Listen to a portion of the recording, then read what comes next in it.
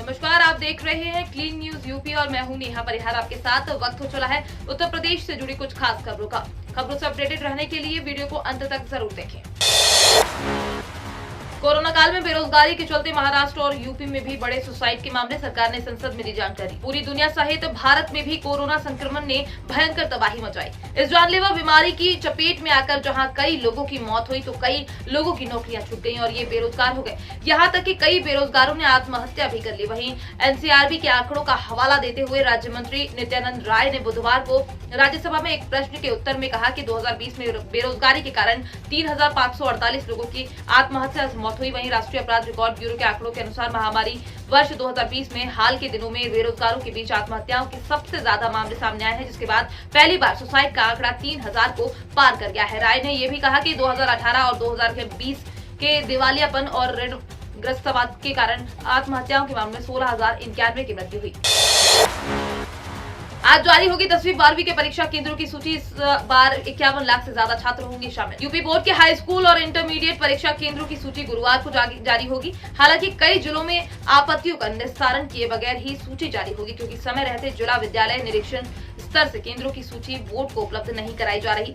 ये स्थिति तब है जबकि विशेष सचिव शासन जयशंकर दुबे 2 फरवरी को वर्चुअल समीक्षा बैठक के दौरान केंद्रों की सूची अपलोड न होने पर नाराजगी जता चुके हैं। 27 दिसंबर से शासन के आदेश में सभी DIOS के स्तर पर प्राप्त आपत्तियों का निस्तारण करने हेतु जिला अधिकारी से अनुमोदित केंद्रों की सूची 25 जनवरी तक अपलोड करने के लिए आदेश दिए गए थे। ये सूची बोर्ड के पोर्टल पर उपलब्ध कराते हुए केंद्रों पर छात्र, अभिभावक, प्रधानाचार्य या प्रबंधक को 2 फरवरी तक ऑनलाइन आपत्ति दर्ज कराने की सुविधा भी दी गई थी। रेलवे ने रद्द की यूपी बिहार समेत कई राज्यों की ट्रेनें। सफर से पहले देख लें। देश में ठंड का सितम अभी भी जारी है। कई जगहों पर कोहरे लोगों के लिए भारी परेशानियों का कारण बना हुआ है। इसकी वजह से एक तरफ जहां सड़क पर लोगों को वाहन चलाने में दिक्कतें हो रही हैं, वहीं दूसरी तरफ मौसम की मार भारतीय रेलवे पर पड़ती हुई नजर आ रही है। आपको बता दें, रेलवे को कोहरे की वजह से कई ट्रेनों को रद्द करना पड़ा है। आज भी कई ट्रेनों का रद्द किया गया है, जिसमें यूपी, बिहार, पश्चिम बंगाल, असम समेत उत्तर भारत से चलने वाली ट्रेनें शामिल है।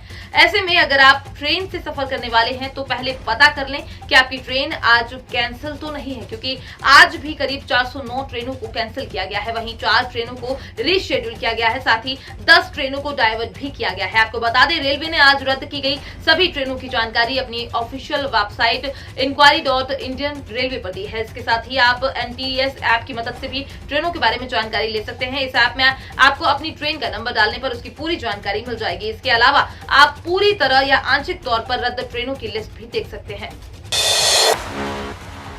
अलीगढ़ में आज होगा मतदान। स्वास्थ्य विभाग ने 102 कोरोना मरीजों के लिए अलग व्यवस्था। अलीगढ़ में पहले चरण में 10 फरवरी को मतदान है और सुबह 7 बजे से मतदान प्रक्रिया शुरू हो जाएगी। ऐसे में कोरोना मरीज भी अपने मताधिकार का प्रयोग कर सकेंगे। स्वास्थ्य विभाग की ओर से कोरोना संक्रमित मरीजों के लिए अलग व्यवस्था की गई है। कोरोना मरीज PPE किट पहनकर अपने मतदान केंद्र पर पहुंचेंगे और अपने मताधिकार का प्रयोग करेंगे। स्वास्थ्य विभाग ने इसके लिए अपनी सारी तैयारियां पूरी कर ली हैं और संक्रमित मरीजों को स्वास्थ्य विभाग के जरिए उनकी पोलिंग बूथ तक सुरक्षा के साथ पहुंचाया जाएगा, जिससे कि चुनाव के महापर्व में कोई भी व्यक्ति अपने अधिकारों का पालन करने से वंचित न रह जाए। स्वास्थ्य विभाग ने हर केंद्र पर कोरोना किट की व्यवस्था की है। साथ ही मरीजों को अपने मतदान केंद्र पर पहुंचने पर ही कोरोना किट उपलब्ध कराई जाएगी। जो मरीज अस्पताल में है उन्हें स्वास्थ्य विभाग की गाड़ियों में मतदान केंद्र पहुंचाया जाएगा। वहीं जो मरीज अपने घर पर ही क्वारंटाइन है, वो स्वास्थ्य विभाग को सूचना देने के बाद उनके निर्देश अनुसार गाइडलाइंस का प्रयोग करते हुए केंद्र तक पहुंचेंगे।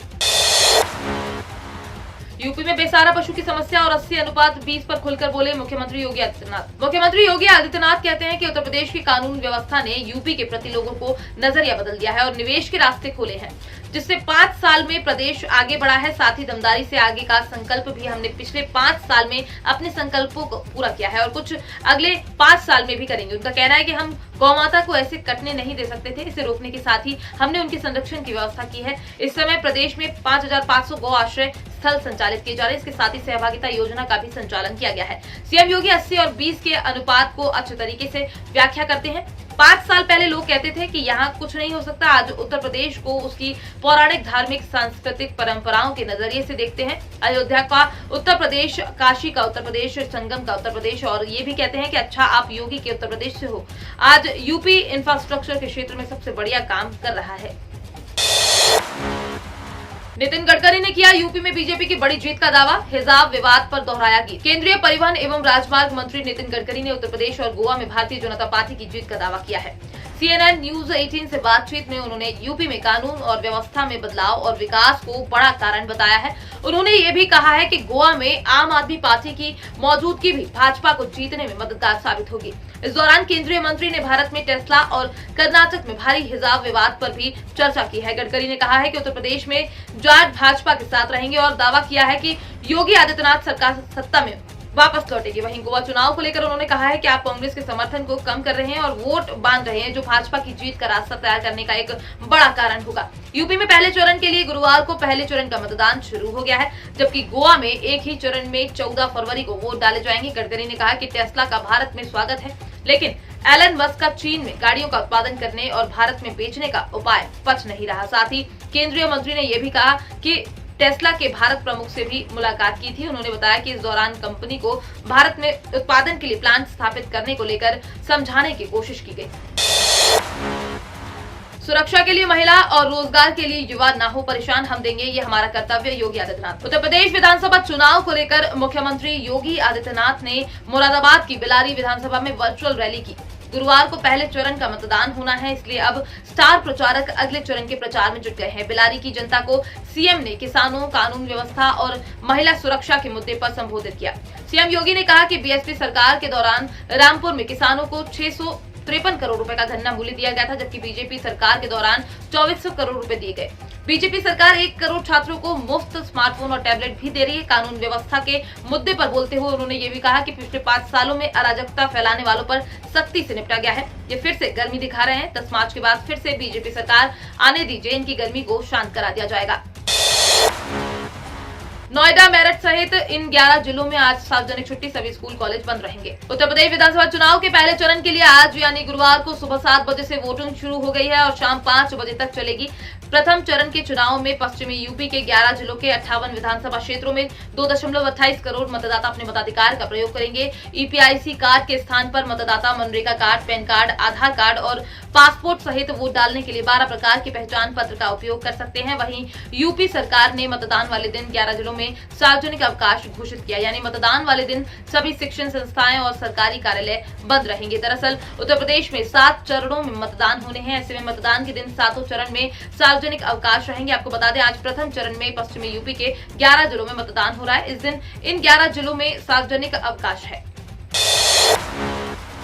ओवैसी का बड़ा बयान, पीएम मोदी की दाढ़ी और बीजेपी की टोपी को लेकर कही ये बात। कर्नाटक से शुरू हुए हिजाब विवाद पर राजनीति लगातार बढ़ती जा रही है। अब एआईएमआईएम प्रमुख असदुद्दीन ओवैसी इस मामले में पीएम नरेंद्र मोदी और भारतीय जनता पार्टी को लेकर आए हैं। इसके साथ ही हिजाब विवाद के मामले पर असदुद्दीन ओवैसी ने पाकिस्तान को खरी खोटी सुनाते हुए इसमें अपनी नाक न अड़ाने की सलाह दी। ओवैसी ने कहा कि मलाला यूसुफजई पर हमला पाकिस्तान में हुआ, लड़कियों की शिक्षा के मामले में पाकिस्तान हमें ज्ञान न दे।